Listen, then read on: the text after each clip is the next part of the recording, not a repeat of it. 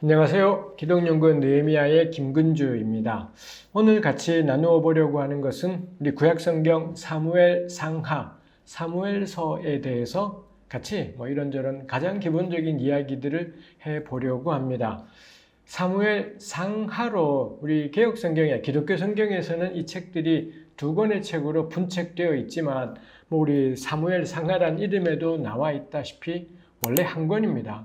사무엘 상하가 원래 한 권이고 열왕기 상하가 한 권이고 역대기 상하도 한 권이고 이렇게 되죠. 근데 이게 이제 둘로 나뉘어져 있는 것이겠습니다. 사무엘 상하 혹은 사무엘서는 세 명의 인물들을 이야기하죠. 사무엘, 사울, 다윗.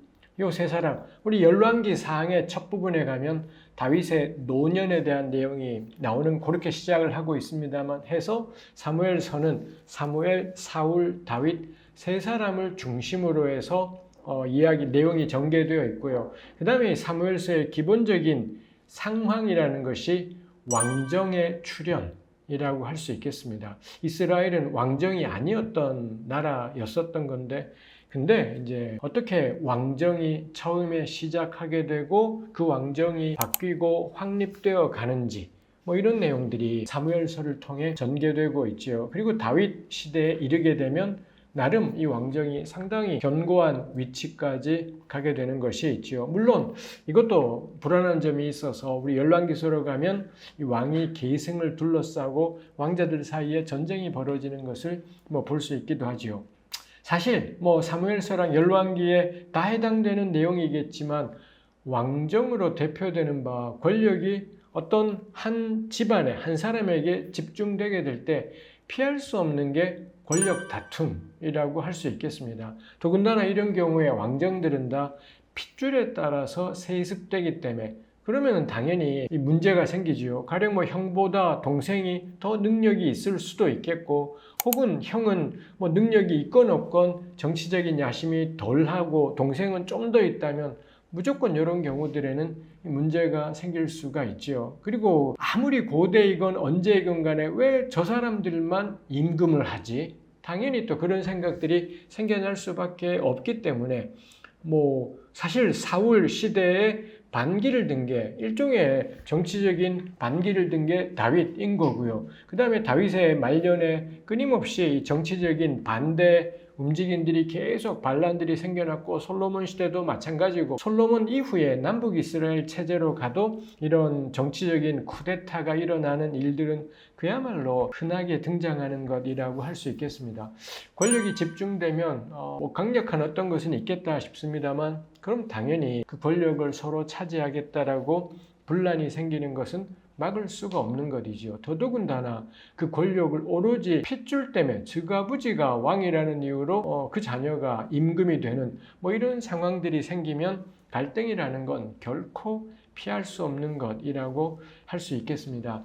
해서 사무엘서를 읽으면서 왕정이 어떻게 시작이 되고 특히 모든 초점은 다윗에게 있지요.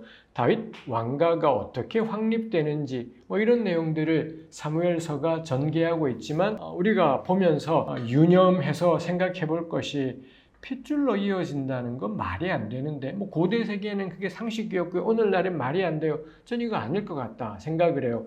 문화나 과학기술은 달라지는 것이 어마어마하게 차이 나는 것들이 있겠지만 인지상정이라 그러잖아요. 긴 건 기고 아닌 건 아닌 겁니다.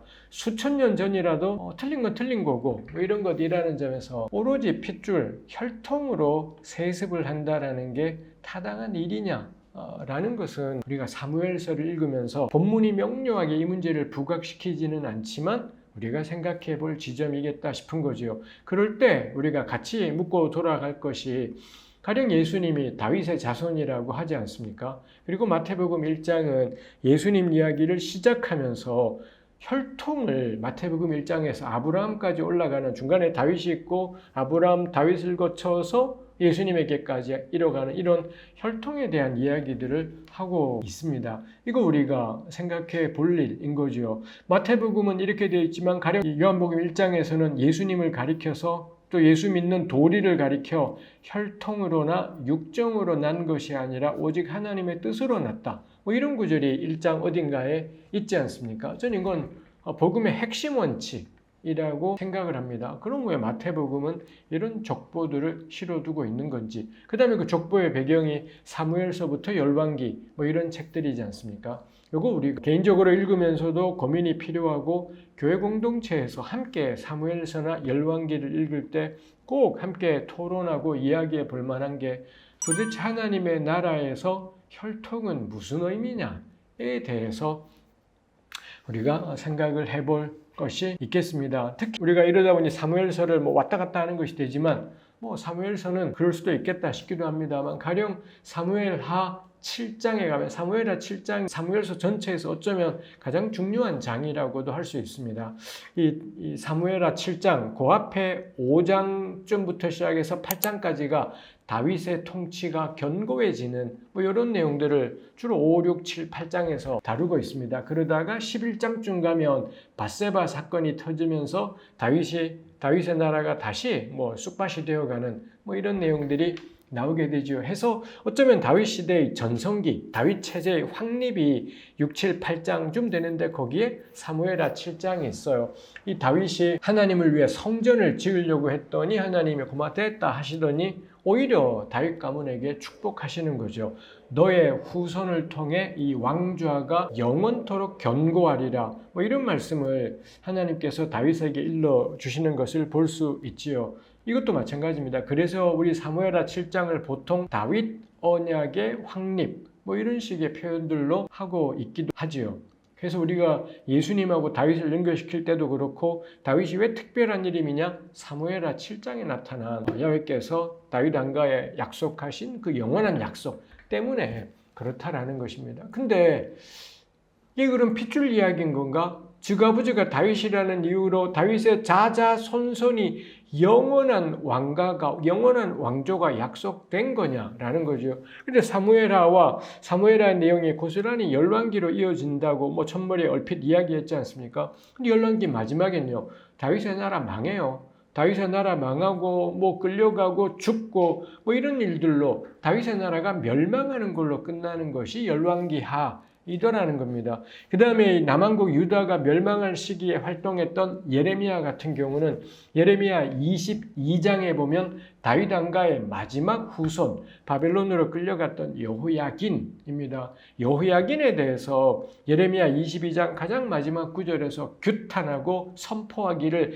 다시는 여호야긴의 후손 가운데 다윗의 보좌에 앉을 사람이 없을 거다. 이런 말씀이 예레미야 22장 마지막 구절에 나와 있기도 하더라라는 것이죠. 근데 진짜 이상한 것, 그게 예레미야 22장입니다. 근데 바로 그 다음 예레미야 23장에 되면, 때가 되면은 이 다윗의 의로운 가지가 등장해서 이 다윗의 적법한 후손이라는 의미인 거죠. 다윗을 잇는 적법한 후손이 등장하더니 왕이 되어서 정의와 공의로 다스리리라. 이런 말씀이 23장에 있어요. 두 개의 본문은 충돌인 겁니다. 22장 마지막에는 여호야긴의 후손 가운데 다윗의 보좌에 앉을 사람 없어. 끝! 이래 놓고는 23장은 다윗의 적법한 후예. 이렇게 내용들을 하고 있다라는 거죠. 제가 지금 사무엘 이야기하면서 우리 여기까지 간 것입니다만, 출발이 사무엘하 7장에 나오는 다윗 왕가에 대한 영원한 약속, 의미가 뭐냐 할 때 적어도 1번 예레미야 22장을 고려할 때 핏줄은 아니다라는 겁니다. 핏줄에 무엇이 있는 것은 아니다라는 거. 그리고 핏줄을 우리가 선택할 수 있는 어떤 것도 아니지 않습니까? 그냥 그거는 그렇게 태어나는 것. 정말 하나님이 태어나게 하셔서 다윗 가문에 태어나는 것이니 이 핏줄로 무엇을 말할 수 있는 것은 아니겠다 싶은 거죠. 그래서 우리가 예레미야 23장을 생각하면 결국 다윗이 의미하는 바는 어떻게 살아가느냐, 어떤 식으로 나라를 다스리고 통치하느냐, 내용에 달린 일이지 혈통에 달린 일은 아니다 라는 거 우리가 유념해야 된다 싶습니다. 사무엘서를 쭉 읽으면서 사울에서 다윗으로 바뀌어가는 근거가 뭐냐라는 거, 그 다음에 사울의 치세나 다윗의 치세에 대해서 하나님은 무엇을 근거로 해서 때로 책망하시고 때로 격려하시는지, 그거 우리가 유념해서 볼 필요가 있지요. 그럴 때 사울이 의미하는 건 단지 사람이 아니라, 단지 핏줄이 아니라 그 사울로 대표되는 어떤 모습들,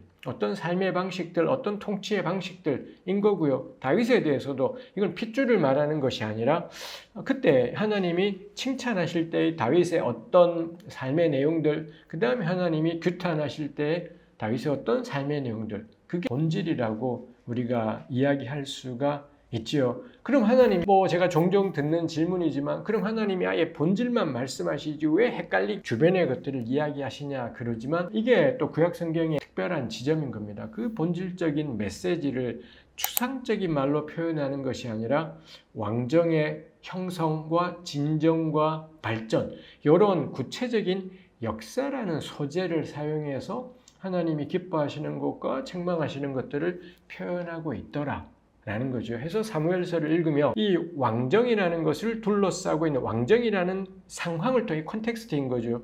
이 상황을 통해서 하나님이 무엇을 말씀하시는지, 그럼 우리는 그걸 깨닫고서는 우리 시대의 역사, 그냥 내 마음속의 평화 이런 것이 아니라 우리 시대의 역사, 계엄 이후의 역사, 탄핵 이후의 역사, 새로운 정부, 이런 구체적인 현실 안에서 우리의 깨달은 바가 어떻게 표현될지 이런 고민들이 필요하겠다 싶은 것입니다. 우리 그런 마음을 가지고 사무엘서를 읽어가면 좋겠다 싶습니다.